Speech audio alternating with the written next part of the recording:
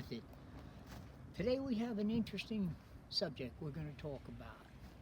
The theme of the subject is the vaccine that you don't have to take shots for. It's called exercise. Let's first talk about what a vaccine is, because we hear the word all the time now. The vaccine is protection against a particular disease. Right now, we're working on many vaccines against the COVID, okay? Some of them, they use some actual stuff from the actual disease. Other ways they do it is through artificial ways. They literally make the bad stuff. So vaccines are put into a person to create protection, okay? Now, the reason that the situation today is so bad is the COVID is completely new. So we have no antibodies against it. Now, what I want to talk about today is all the major diseases that we have that create the most mortality that we have a vaccine for that you never hear about. Between 2006 and 2010, the leading science website wrote 40 papers on studying the effects of exercise on prevention. Now there's the key word there, prevention. Not after you get it, not while you have it, which we know it has a positive effect. This is the first time they've done a study on prevention. The results, and you got really smart people doing this. 4-year study, 40 papers. The results, 24 major illnesses were preventable by the simplest exercise program you could imagine. And I'm talking heavy weights. I'm talking heart disease. I'm talking diabetes.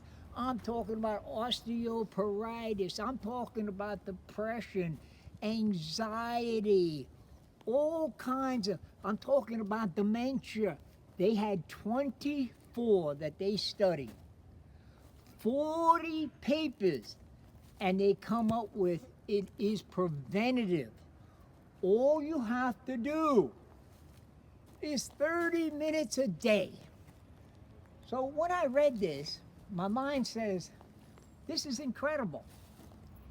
How aren't people just walking out their door every day and exercising?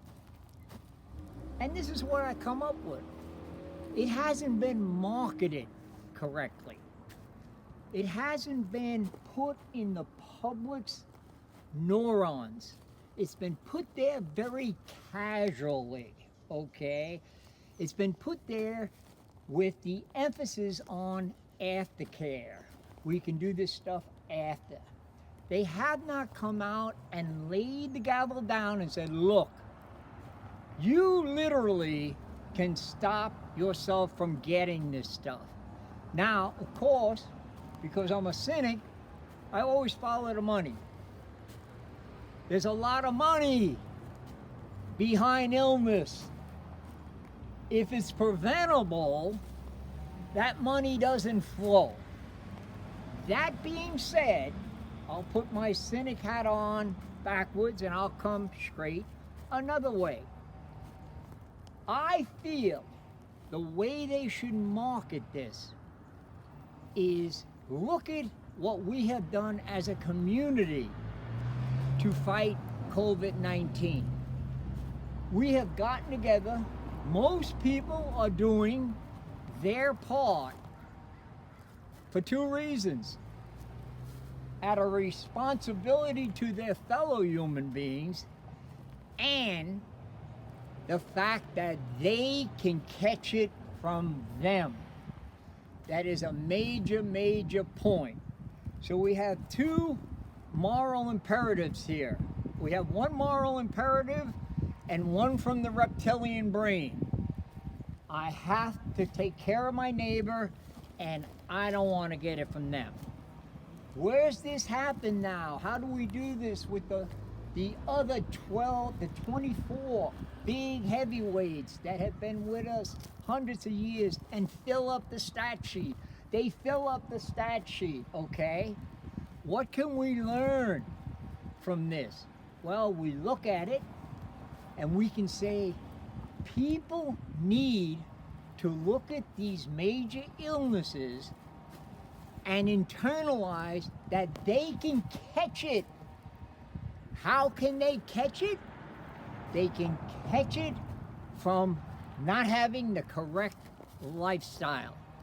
If you change the thinking of a person and literally tell them they can catch it, and those are the key words there. We have seen the reaction on people when they think they can catch something. These studies show that lifestyle, a low-level lifestyle, you literally invite these things into your life. And you can prevent them. You can prevent yourself from catching heart disease. You can prevent yourself from catching diabetes, dementia, all these things by changing your lifestyle. So this is where the marketing needs to improve. If they marketed this correctly, you should have billboards all over with all the diseases that exercise can prevent, and they should have the wording, stop yourself from catching these diseases by going out your door for 30 or 40 minutes every day and moving and picking something up. The bar is so low, it's incredible. Another reason it's hard to market this is they have done such an incredible selling job on how they can make your life normal after you get all this stuff. Yeah, we'll do a stent here. Yeah, we'll put you on this. We got this drug. Yeah, they have marketed that they can make you brand new. They have people running on the beach with 2 bags of pills, okay? It's all marketing. Trust me, you get one of the heavyweights. No matter what you do, after you get it, you will never be brand new. But they have sold that because, again, there's a lot of revenue there, okay? Much better to look at these things and tell yourself it's just like a cold or a flu, but I can catch it the same way I catch a cold or a flu. I can catch this by not having the proper lifestyle, okay?